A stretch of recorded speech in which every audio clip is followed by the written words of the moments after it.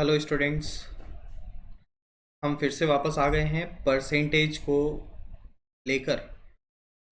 जैसा कि आप लोग पढ़ चुके हो कि हमने नंबर सिस्टम और एलसीएम एचसीएफ दोनों चैप्टर पूरी तरह ख़त्म कर दिए हैं। कुछ क्वेश्चन भी हमने नंबर सिस्टम और एलसीएम एचसीएफ में सॉल्व किए थे, तो अगर किसी ने नंबर सिस्टम या एलसीएम एचसीएफ नहीं पढ़ा है तो वो जाकर देख सकते हो। एलसीएम एचसीएफ में हमने 2010 से लेके 2018 तक के सारे प्रीवियस ईयर क्वेश्चन भी सॉल्व किए थे, तो कोई अगर इंटरेस्टेड है तो उसको जाके चेकआउट कर सकता है। ओके, तो बात करते हैं परसेंटेज की। परसेंटेज के बारे में 1-2 मिनट में आपको बेसिक बातें बताऊंगा और फिर हम बिल्कुल स्टार्ट कर देंगे। देखिए, दो तरह से क्लासेस हो सकती हैं। या तो मैं परसेंटेज के अच्छे अच्छे क्वेश्चन लेके सॉल्व करवा दूँ, और या फिर दूसरा तरीका है कि बिल्कुल बेसिक से लेके चलूँ और पूरा लास्ट तक लेके जाएं, उसको अच्छे लेवल पे ले जाके ख़त्म करें। तो दूसरा वाला तरीका हमने चूज़ किया है। हम परसेंटेज को बिल्कुल बेसिक से स्टार्ट करेंगे और एक अच्छे लेवल पे ले जाकर छोड़ेंगे।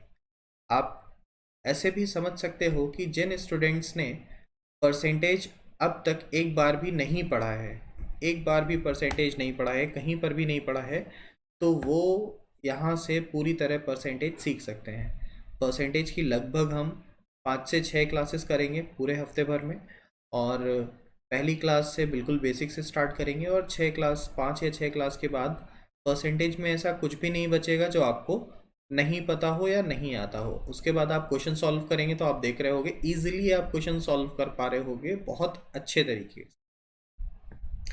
तो बिना टाइम वेस्ट किए हम लोग स्टार्ट करते हैं परसेंटेज। अच्छा, यहाँ पर एक दो चीज़ें और हैं जो मैं आपको बताना चाहूँगा। आज हमारी बिल्कुल बेसिक क्लास है, तो इस क्लास में हम बिल्कुल बेसिक बेसिक चीज़ें ही देखेंगे और देखेंगे कि बेसिक क्वेश्चन किस तरह से जनरेट होते हैं और उनको किस तरह सॉल्व किया जाता है। जैसा कि आपको स्क्रीन में दिख रहा होगा, आज हम सिर्फ तीन बातों के बारे में बात कर रहे होंगे। परसेंट से फ्रैक्शन कैसे कन्वर्ट किया जाता है, फ्रैक्शन से परसेंटेज कैसे कन्वर्ट किया जाता है, और जो बिल्कुल बेसिक क्वेश्चन बनते हैं परसेंटेज में उनके बारे में बात कर रहे होंगे। अगर कोई इंटरेस्टेड है तो पेन और कॉपी लेके बैठें, साथ में नोट्स बनाते जाएं। 6 क्लासेस के बाद आपको परसेंटेज दोबारा पढ़ने की ज़रूरत नहीं पड़ने वाली है। परसेंटेज बहुत इंपॉर्टेंट है, इससे प्रॉफिट लॉस, CISI सारे सारे चैप्टर आप कह सकते हो कि जुड़े हुए हैं। अगर परसेंटेज क्लियर हुआ तो प्रॉफिट लॉस में कोई दिक्कत नहीं होगी और उसके बाद CISI में कोई दिक्कत नहीं होगी, ये मेरी गारंटी है। चलिए, अच्छा स्टार्ट करते हैं बिना टाइम वेस्ट किए। हम पहले बात करने वाले हैं परसेंटेज टू फ्रैक्शन कन्वर्जन की। किस तरह से परसेंट से फ्रैक्शन में कन्वर्ट किया जाता है। Percentage to fraction conversion. Okay, कोई भी एक नंबर लेते हैं, जैसे कि 20%, 20% की बात कर रहे हैं। 20% को अगर भिन्न में लिखना होगा तो आप क्या लिख सकते हो? 20% को अगर भिन्न में लिखना होगा तो हम लिख सकते हैं 20। परसेंटेज को लिखते हैं 1/100। प्रतिशत का मतलब होता है प्रति 100 पर कितनी वैल्यू है। 20 से 100 कैंसिल करेंगे तो जाएगा 5 बार और हमारा आंसर हो जाएगा 1/5। 20% का मतलब होता है 1/5। देन आगे बढ़ते हैं, कोई दूसरा वैल्यू लेते हैं। मान लेते हैं 15%, 15% का मान कितना होगा? तो 15 को एज इट इज पुट करेंगे और प्रतिशत की जगह 1/100 लिखेंगे। 5 से कैंसिल करेंगे दोनों को तो 3 आएगा, नीचे 20 आएगा और आप लिख दोगे 3/20। 15% का भिन्न जो है वो है 3/20। जिस तरह 20% को 1/5 लिख रहे हैं, इसी तरह 15% को 3/20 लिख रहे हैं। आइए एक दो और देखते हैं इसमें, जैसे कि 12.5%। 12.5% को फ्रैक्शन में भिन्न में आप क्या लिख सकते हो? तो 12.5% को सबसे पहले हम ठीक से लिख सकते हैं 12 दूनी 24 और 1 25, 25/2%। और फिर प्रतिशत को 1/100 लिखेंगे। 25 से 100 कैंसिल करेंगे, 4 बार में जाएगा, 1/8 आपका वैल्यू बना देगा। 12.5% का मतलब है 1/8। इसी तरह से आप फ्रैक्शन से परसेंट में भी कन्वर्ट कर सकते हो चीज़ों को। इसी सेम मेथड से आप फ्रैक्शन से परसेंटेज में भी कन्वर्ट कर सकते हो चीज़ों को। देखते हैं, मान लीजिए लिखा हुआ है 3/5 और 3/5 को हमें करना है प्रतिशत में चेंज। एक भिन्न है, भिन्न को हमें ले जाना है प्रतिशत में। तो कैसे आप भिन्न को प्रतिशत में ले जा सकते हो? देखिए, बिल्कुल बेसिक बता रहा हूँ, ध्यान से देखिए। 3/5 एज इट इज़ रखा रहने देते हैं, 3/5 में कोई चेंज नहीं है। फिर अगर किसी संख्या में 100 से गुणा और 100 से भाग किया जाएगा तो कोई बदलाव तो होगा नहीं, 100 कट जाएगा, बात वही है। फिर करते क्या है, ऊपर वालों का मल्टीप्लिकेशन कर देते हैं। ऊपर हो जाता है 300, नीचे 5 एज इट इज़ रहने देते हैं और इसको 1/100 की फॉर्म में छोड़ देते हैं। 1/100 की फॉर्म में हम इसलिए छोड़ते हैं क्योंकि हमें पता है ये आगे चल के प्रतिशत का रूप लेने वाला है। कैंसिल करेंगे इसको, 60 बार जाएगा और यहाँ लगा देंगे प्रतिशत। आप कहेंगे 3/5 को हम क्या लिख सकते हैं, 60% लिख सकते हैं। एक और देखते हैं, मान लीजिए लिखा हुआ है 3/4, तो 3/4 का मान कितना होगा? तो फिर से लिखो, 3/4 जो है 100 से गुणा और 100 से भाग करो। ऊपर आएगा 300, बेस पे आएगा 4 गुणे 1/100। 4 से इसको कैंसिल करोगे तो 75 बार पूरी तरह कैंसिल हो रहा होगा। 75 और आगे लगा दोगे परसेंट, तो आप कह सकते हो 3/4 का मतलब है 75%। अच्छा समझिए अब, इसी वजह से लोग इसको डायरेक्ट कहते हैं। लोग कहते हैं क्या है कि अगर आपको प्रतिशत से फ्रैक्शन में जाना हो, प्रतिशत से फ्रैक्शन में, परसेंटेज टू फ्रैक्शन चेंज करना है तो 100 से भाग दे दो, डिवाइड बाय 100 कर दो। और अगर आपको फ्रैक्शन से परसेंटेज में जाना हो, फ्रैक्शन से परसेंटेज में जाना हो तो मल्टीप्लाई बाय 100 कर दो। देखो, जैसे कि 3/4 लिखा हुआ था, अब इसमें करना क्या था, सीधे 100 से गुणा करो, 75 आ गया, कैंसिल होने के बाद आगे लगा दो प्रतिशत। तो अगर कभी भी फ्रैक्शन टू परसेंटेज जाते हैं तो 100 से गुणा करते हैं और प्रतिशत से भिन्न में जाते हैं तो 100 से भाग करते हैं। खैर ये सब याद रखने वाली चीज़ नहीं है, बहुत बेसिक चीज़ें हैं। आगे बढ़ते हैं, कुछ और भिन्न के बारे में देखते हैं। कुछ और भिन्नों को प्रतिशत में चेंज करने की बात करते हैं। सबसे पहले स्टार्ट करते हैं 1 से, 1। कोई नंबर लिखा हुआ है 1। अब 1 को प्रतिशत में चेंज करो, कैसे चेंज होगा? तो आप कहोगे ये क्या बात हुई, 1 को कैसे प्रतिशत में चेंज किया जा सकता है? एक भिन्न है या नहीं है? कोई भी संख्या को भिन्न के रूप में लिखा जा सकता है, P/Q की फॉर्म में लिखा जा सकता है, नीचे 1 लगा कर। अगर 1 लिखा हुआ है तो आप लिख सकते हो 1/1, 2 लिखा हुआ है तो लिख सकते हो 2/1, 3 लिखा हुआ है तो 3/1। कोई भी नंबर लिखा हो, इसका मतलब है उसके नीचे 1 वैल्यू रखी हुई है। अब 1/1 है, इसको अगर हम फ्रैक्शन में लिखेंगे तो आप कहोगे 100 से गुणा कर दो। 100 से जब मल्टीप्लाई करोगे तो क्या आ जाएगा, सिर्फ आ जाएगा 100 और आगे लगा दोगे परसेंटेज। 100% वैल्यू हो जाएगा 1 का। 1 का अगर पूरा 1 रखा हुआ है तो उसका वैल्यू है 100%, 2 रखा हुआ है तो 200%, 3 रखा हुआ है तो 300%, 4 तो 400, और इस तरह ये चीज़ बढ़ती जाती है। इसको हम गुने की फॉर्म में भी यूज़ करते हैं, 2 गुना, 3 गुना, 4 गुना, तो वो 2 यानी कि 200%, 3 300%, 4 400%, और इस तरह ये बढ़ते जाते हैं। 1/1 के बाद हम लोग बात कर रहे हैं 1/2 का। 1/2 कितने के बराबर होता है? तो 1/2 का मान होता है 50% के बराबर। आप चाहो तो इसको बेसिक से कर सकते हो, 1/2 गुणे 100, कैंसिल होगा तो आ जाएगा 50%। 1/3, 1/3 का मान कितना होगा? तो 1/3 का मान लिखने के लिए आप कहोगे 100 से गुणा कर दो, तो 100/3। 100/3 कैसे सॉल्व किया जाएगा? 3 से भाग देंगे हम 100 में। 3 से कितनी बार जाएगा? 9, 10, 3 से 9 और शेषफल कितना? 1।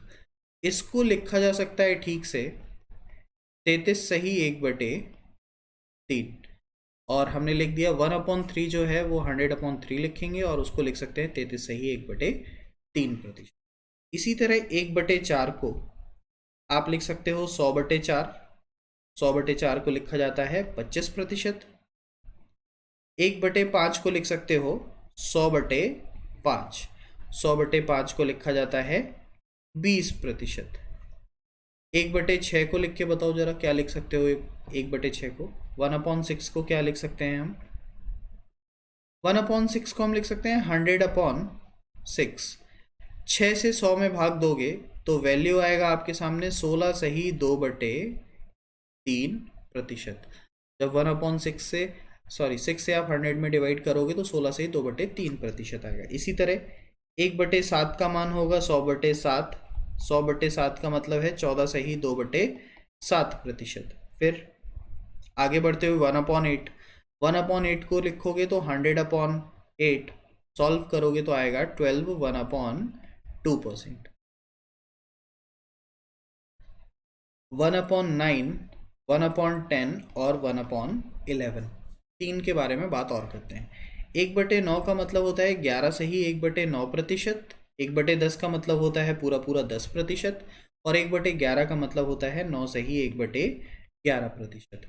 देखिए समझिए आप मेरी बात, अगर जितना भी चीज़ यहाँ पे इस टाइम लिखा हुआ है ये सारी चीज़ें आपको याद रहेंगी तो समझिए आधा परसेंटेज तो आपने अभी ही कर लिया तैयार, क्योंकि मैक्सिमम 50% क्वेश्चन इन सारी वैल्यूज़ पे ही बेस्ड होते हैं परसेंटेज के अंदर। ये चीज़ें अगर आपको आ गई तो बस अब जोड़ना घटाना है और आपका आंसर निकलना शुरू हो जाएगा। मैं करके दिखाऊंगा क्वेश्चन कि इस पे किस तरह के क्वेश्चन बेस्ड आते हैं और फिर हम दिखाएंगे कि कितनी आसानी से सॉल्व हो रहे हैं वो सारे सारे। लेकिन उससे पहले क्या करना है, अगर आप इनको पहली बार देख रहे हो तो कम से कम कुछ नहीं तो लगातार एक हफ्ते तक दो दो बार इनको किसी भी कॉपी में लिखो। देखो याद करने का या तो आप रटना शुरू कर दो तो वो तो कोई तरीका है नहीं, दूसरा तरीका है प्रैक्टिस। या तो इतने क्वेश्चन करने लगो ना इस पे कि अपने आप ये याद हो जाए। और सबसे अच्छा तरीका है कि जब भी मैथ्स पढ़ने बैठो या परसेंटेज पढ़ने बैठो 2 मिनट भी नहीं लगेगा, 2 मिनट नहीं 1 मिनट भी नहीं लगेगा। 1/2 से लेके 1/11 तक लिखो और उनके सामने सारी वैल्यूज़ लिख लो। 1 2 3 बार गलत होगा लेकिन चौथी बार से गलत होना बंद हो जाएगा। और फिर आप देखोगे 2 3 दिन अगर आपने ऐसा किया तो चौथे दिन से आपको ज़रूरत भी नहीं पड़ेगी ये करने की और आपको सारी वैल्यूज़ अपने आप ही याद होंगी, आप उससे कनेक्ट हो चुके होंगे पूरी तरह। तो ये कुछ वैल्यूज़ हैं जो हमें याद रखने की ज़रूरत है। ओके, इसके साथ में ही परसेंटेज की एक टेबल है जो कि मैं आपकी स्क्रीन पे ला रहा हूँ अभी। ये यहाँ पे हमने 1/2 से लेके 1/16 तक की परसेंटेज की वैल्यूज़ लिख रखी हैं जो कि इम्पॉर्टेंट है। इससे ज़्यादा किसी भी कोई भी बड़े से बड़ा एग्ज़ाम आ जाए इससे बड़ी वैल्यूज़ नहीं आएंगी। तो अगर आप चाहो तो इनको नोट डाउन कर सकते हो और इनकी प्रैक्टिस कर सकते हो। 1/2 से लेके 1/11 तक वैसे बहुत है, लेकिन कोई अगर और चाहे तो 1/16 तक भी कर सकता है, वो बहुत ज़्यादा हो जाएगा। इसके बाहर और कुछ नहीं हो सकता फिर। ओके, तो हम आगे बढ़ते हैं और थोड़ी सी बातें करते हैं इनके बारे में और क्या क्या वैल्यूज़ होती हैं इसमें उसके बारे में बात करते हैं।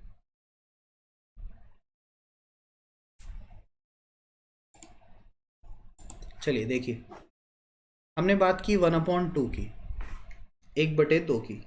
1/2 का मान हमने देखा अभी 50% हुआ। इसी तरह अगर हम 1/2 को और आगे बढ़ा दें और इसको कर दें 2/2, तो 2/2 का मान हो जाएगा 100%, अपने आप में 100%। सेम 1/3 का मान अभी हमने देखा 33 सही 1/3% है। अगर इसको आगे बढ़ाएं तो 2/3 का मान कितना होगा, हो जाएगा 66 सही 2/3%। अब 2/3 का मान 66 सही 2/3% निकालने के लिए थोड़ी सी तकलीफ होगी। या तो आप ऐसे करो जैसे हमने अभी बताया है कि 2/3 का मतलब क्या, 200/3, 3 से भाग दे दो 200 में। देखो कितनी बार कैंसिल हो रहा है, 66 बार कैंसिल हो रहा होगा, 2 रिमाइंडर बचा रहा होगा तो दिखा देंगे 66 सही 2/3। एक तो ये तरीका है हमारे पास कि बेसिक से हम भाग दे के जाए। दूसरा तरीका देखो यहाँ पे, मान लो लिखा हुआ है 2/3, ठीक है ना, 2/3 लिखा हुआ है। इसको अगर हमें प्रतिशत में चेंज करना है तो आप लिख सकते हो 2 गुणे 1/3 लिखा जा सकता है ऐसे। 2 अलग कर लिया, 1/3 अलग कर लिया। जब 2 का गुणा 1/3 में यानी कि प्रतिशत 1/3 का मान कितना 33 1/3% में होगा तो कितना हो जाएगा, यानी हो जाएगा 66 और ये हो जाएगा 2/3%। और ये आपका आंसर हो जाएगा। 2/3 को आप लिख सकते हो 2 गुणे 1/3, 1/3 का मान रख दो, 33 से 1/3, 2 से अंदर गुणा कर दो, 66 से ही 2/3 आपका फाइनल आंसर हो जाएगा। अब आपको समझ में आ रहा होगा कि ये 1/2, 1/3, 1/4 जो याद किए इसका यूज़ कहाँ पे, अब यूज़ होना ये स्टार्ट हुए हैं। जैसे 2/3 का मान हमें नहीं पता था कितना होता है, लेकिन हमें 1/3 का पता था, तो 1/3 को रखा और 2 गुना कर दिया, तो तुरंत हमारा वैल्यू निकल आया 2/3 का। इसी तरह बहुत सारी वैल्यूज हम निकाल सकते हैं। देखिए आगे बढ़ते हैं। जैसे कि 1/4, 1/4 का मान होता है 25%। अब 1/4 है 25%, तो 2/4 कितना होगा, थोड़ा ध्यान से। 2/4 का मतलब है वापस से 1/2, और 1/2 तो हम निकाल चुके हैं, कितना, 50%। तो 2/4 लिखने की ज़रूरत नहीं है। 1/4 के बाद 2/4, 2/4 के बाद 3/4, हाँ 3/4 लिखने की ज़रूरत है। हम 3/4 लिखेंगे, और 3/4 का वैल्यू कितना होता है, तो 3/4 का वैल्यू होगा हमारे सामने 3 गुणे 1/4, 3 एज इट इज़। 1/4 का मान कितना है, 25%। जब मल्टीप्लाई होगा तो आंसर कितना आ जाएगा, 75%, 75%। 1/4 का मतलब है 25, तो 3/4 का मतलब 3 गुना कर दो तो हो जाएगा 75%। आगे बढ़ते हैं, 5 के टर्म में बात करते हैं। 1/5 का मान होता है 20%।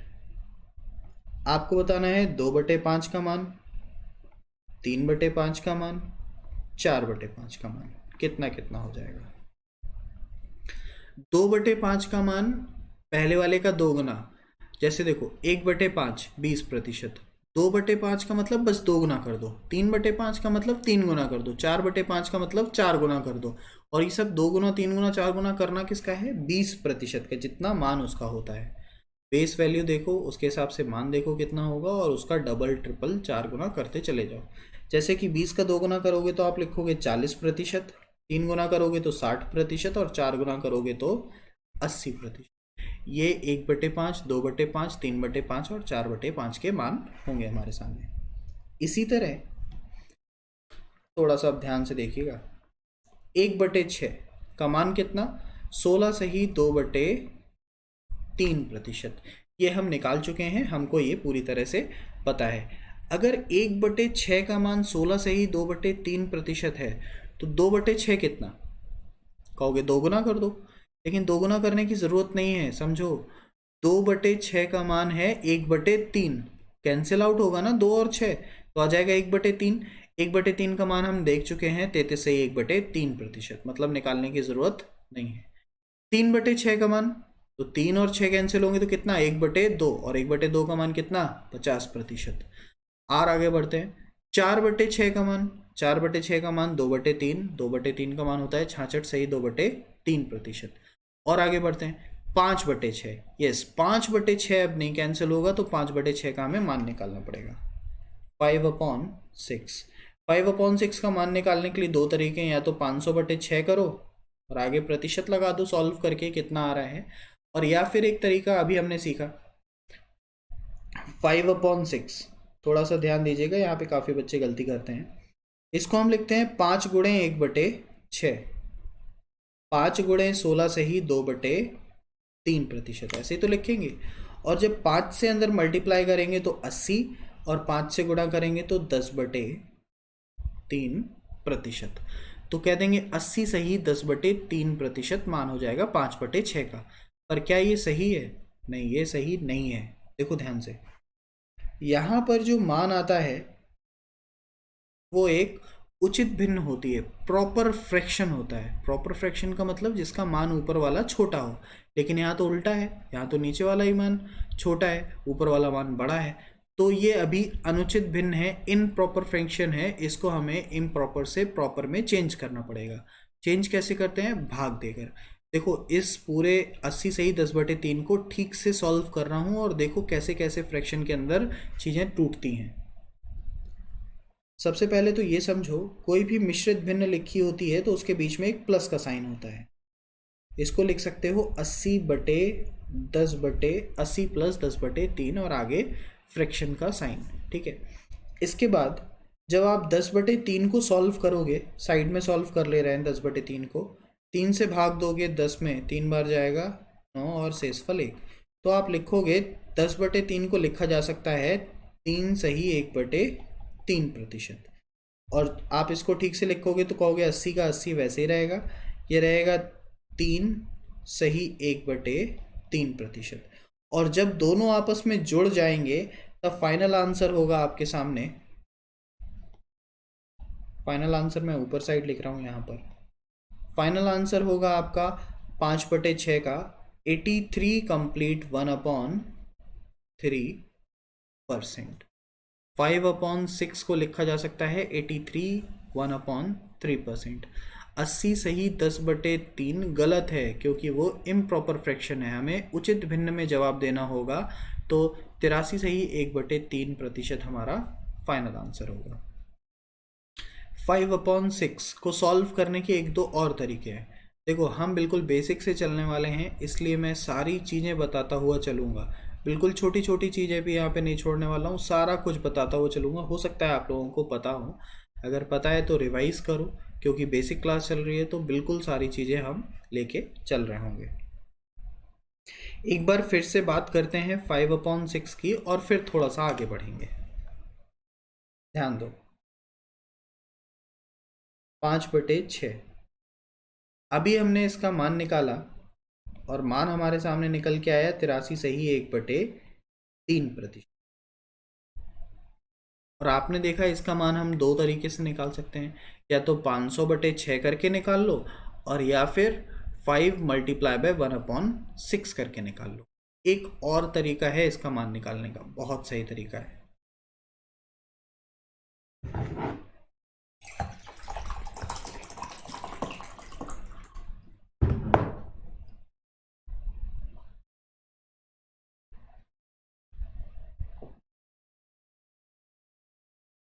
चलिए आगे देखते हैं। इसका एक और तरीका है अच्छा 5/6 का वैल्यू निकालने का, उसको देखते हैं। देखो जब भी न्यूमरेटर और डिनोमिनेटर के बीच का डिफरेंस 1 का हो, अंश और हर के बीच का अंतर 1 का हो, तब ये तरीका जल्दी से लग जाता है, या हम कह सकते हैं तब इसकी ज़्यादा एफिशिएंसी बढ़ जाती है आंसर निकालने की।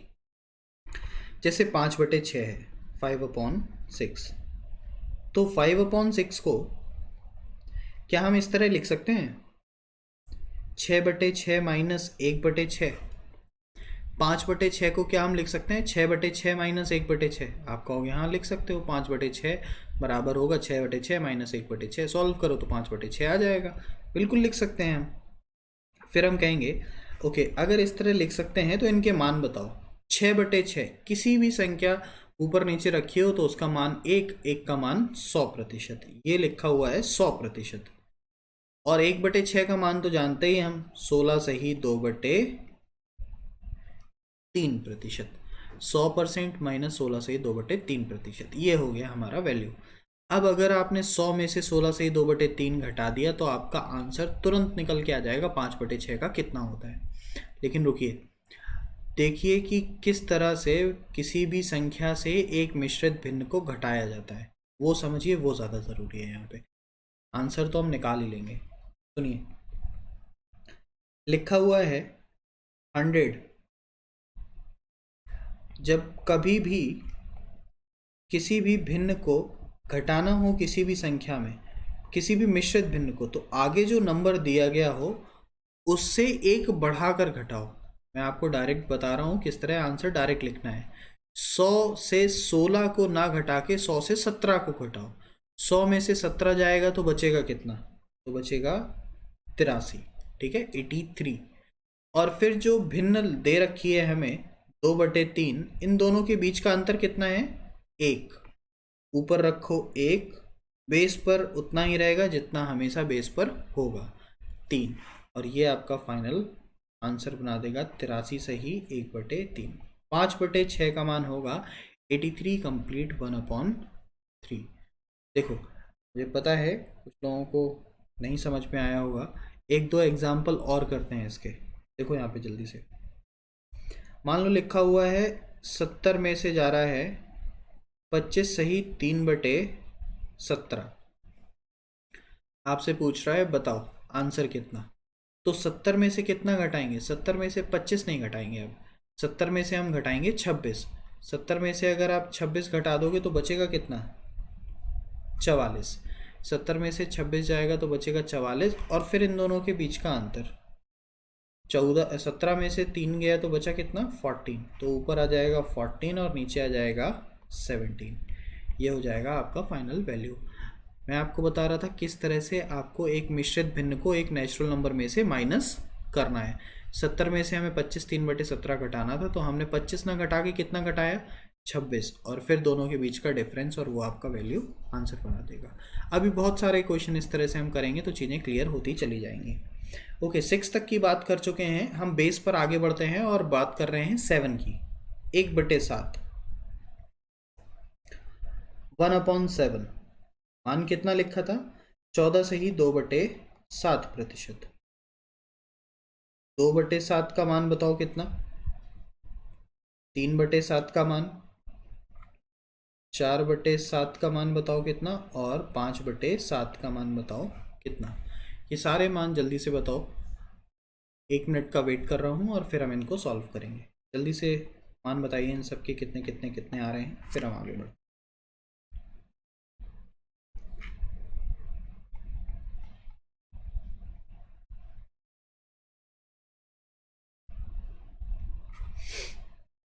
ओके, चलिए स्टार्ट करते हैं करना।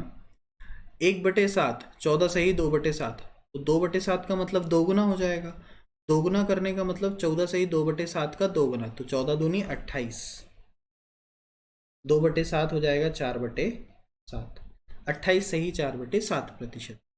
इसी तरह से जब आप 3/7 पे जाओगे तो 14 का 3 गुना कर दो। 14 का 3 गुना कितना? तो हो जाएगा 42। जब 3 से गुणा होगा 2 में तो हो जाएगा 6, बेस पे तो 7 रखा था, तो 42 सही 6/7% हो जाएगा। इसी तरह से जब 4 गुना करोगे तब थोड़ा सा समझने की ज़रूरत पड़ेगी, देखिएगा ध्यान से। जैसे ही आपने 14 का 4 गुना किया तो हो जाएगा 56, और 4 गुना करोगे तो 8/7%। लेकिन अब हमें पता है कि 56 से ही 8/7 तो हो नहीं सकता, 8/7 तो अनुचित है। तो इसको उचित में ले जाने के लिए क्या करेंगे? 7 से भाग दो 8 में। 7 से 8 में भाग दोगे तो कितनी बार जाएगा? एक बार, और शेषफल कितना? 1। तो आप इसको लिख सकते हो 56 तो वैसे का वैसे रहेगा, प्लस 1 सही 1/7। 56 और 1/7 जोड़ेंगे तो जाएगा 57 कंप्लीट 1/7%। इसी तरह 5/7 भी निकाल सकते हो। 14×5 70 और 10/7। ठीक से देखोगे तो 71 निकल के आएगा, एक आगे बढ़ेगा, और यहाँ पे 3/7 आपको वैल्यू दिखा देगा। फाइनल आंसर होगा 5/7 का 71 सही 3/7। फिर आ गया है 6/7। 6/7 के लिए अभी हमने किया था 5/6 का, जब न्यूमरेटर और डिनोमिनेटर के बीच का डिफरेंस 1 का हो तब ये काम हम करते हैं। 6/7 आया है तो 6/7 को हम क्या लिखेंगे? 7/7 माइनस 1/7। 7/7 में से 1/7 चला जाएगा तो बचेगा कितना? 7/7। फिर आप लिखोगे 100 माइनस 14 से ही 2/7%। 100 में से 14 से ही 2/7% हटा दो, बता दो कितना बन रहा है। तो 100 में से कितना हटाएंगे? 14 या फिर 15, एक बढ़ाकर हटाएंगे ना। तो 100 में से 15 जाएगा तो बचेगा कितना? 85, और फिर दोनों के बीच का अंतर 5, बेस पे 7। आंसर आ जाएगा 85 सही 5/7%। ये है आपका फाइनल आंसर इसका। इस तरह से आप आगे बढ़ते जाओगे और वैल्यू आपको मिलती जाएगी।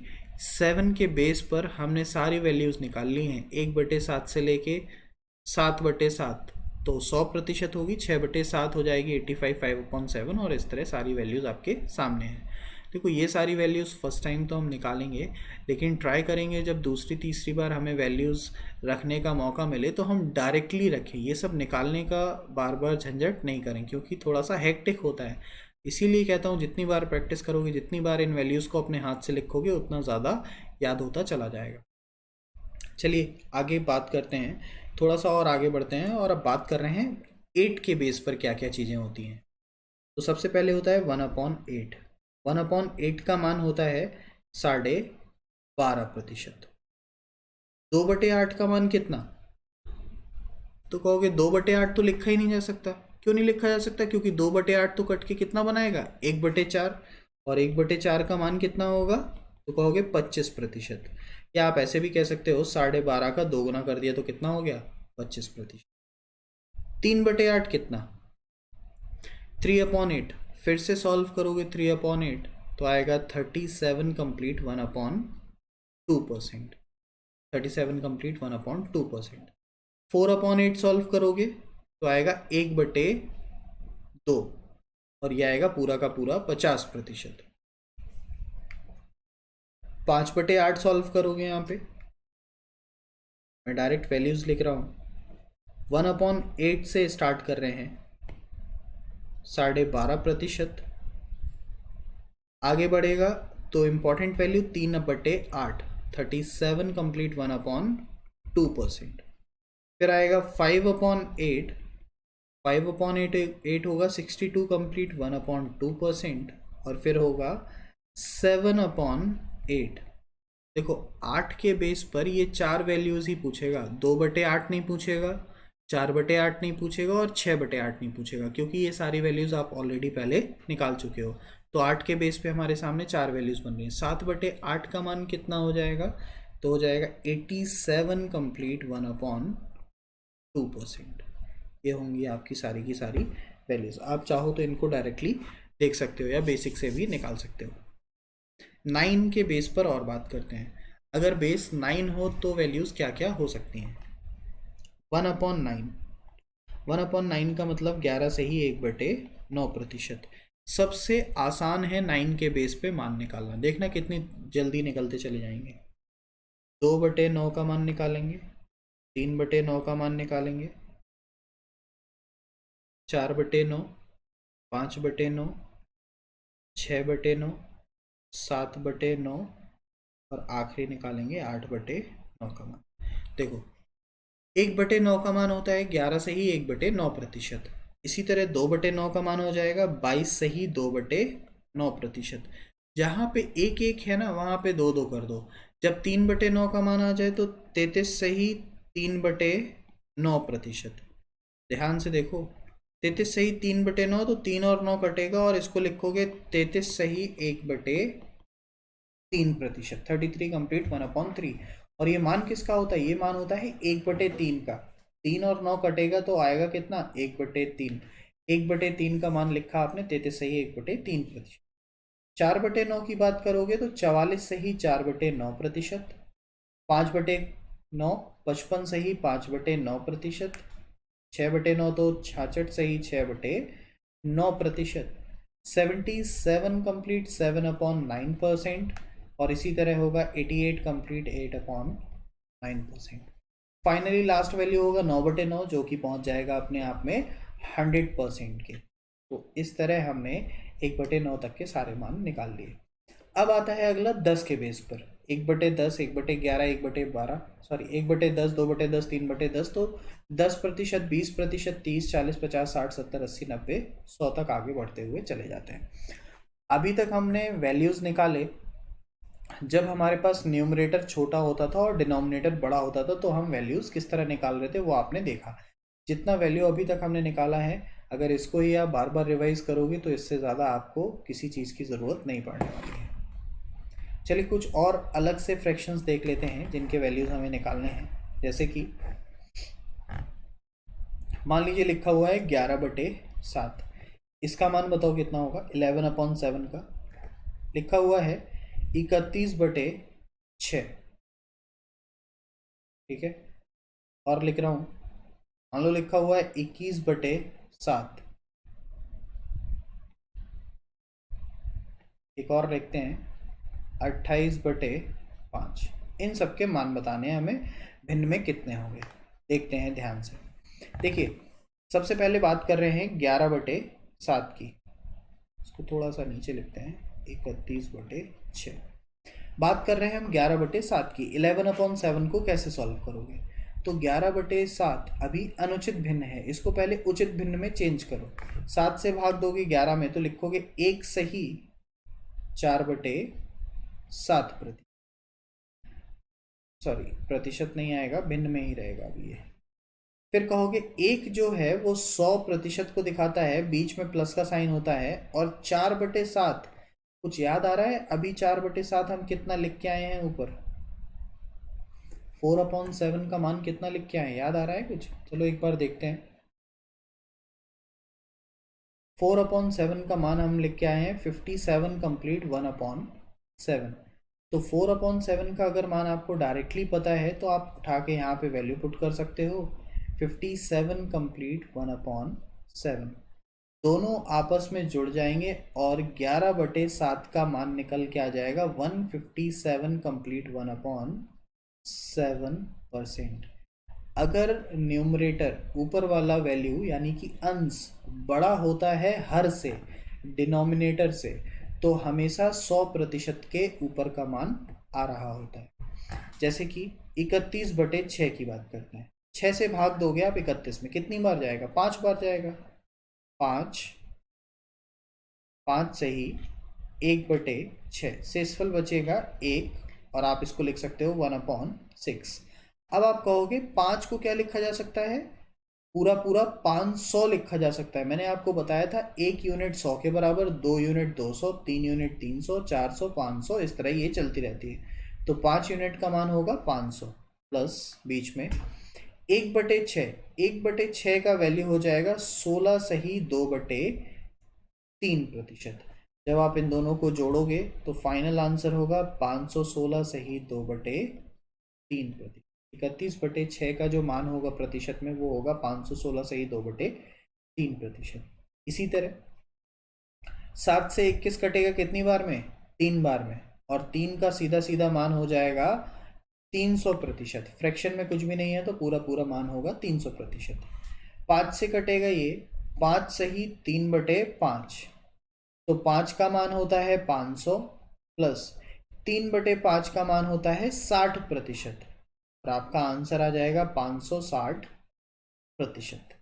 इस तरह से आप किसी भी भिन्न को आसानी से प्रतिशत में चेंज कर सकते हैं। होप आज की क्लास आपको समझ में आई होगी। बेसिक क्लास थी, सिर्फ इसलिए आज इतनी सारी बातें मैंने बेसिक बताई हैं। कल जो क्लास होगी उसमें हम कुछ क्वेश्चन लेके आ रहे होंगे इसके, और क्वेश्चन धीमे धीमे सॉल्व करना स्टार्ट करेंगे। याद रखिए, अगर आज का क्लास आपने देखा है पूरा, तो कल से अब हम चीज़ों को बढ़ा देंगे। कल से हम क्वेश्चन सॉल्व कर रहे होंगे और धीमे धीमे चीज़ें बढ़ती चली जाएंगी। तो अगर आज का क्लास पूरा देखा है तो कल परसों का क्लास भी मिस मत कीजिएगा, क्योंकि अब ज़्यादा इम्पॉर्टेंट वो चीज़ें होने वाली हैं जो आज तक अभी तक आपने सीखा है। कल उसको दिखाएंगे कि कैसे हमें इम्प्लीमेंट करना है क्वेश्चंस के फॉर्म में। थैंक यू वेरी मच आज की क्लास देखने के लिए, और कल फिर से मिलते हैं सेम क्लास आगे बढ़ाते हुए। Thank you.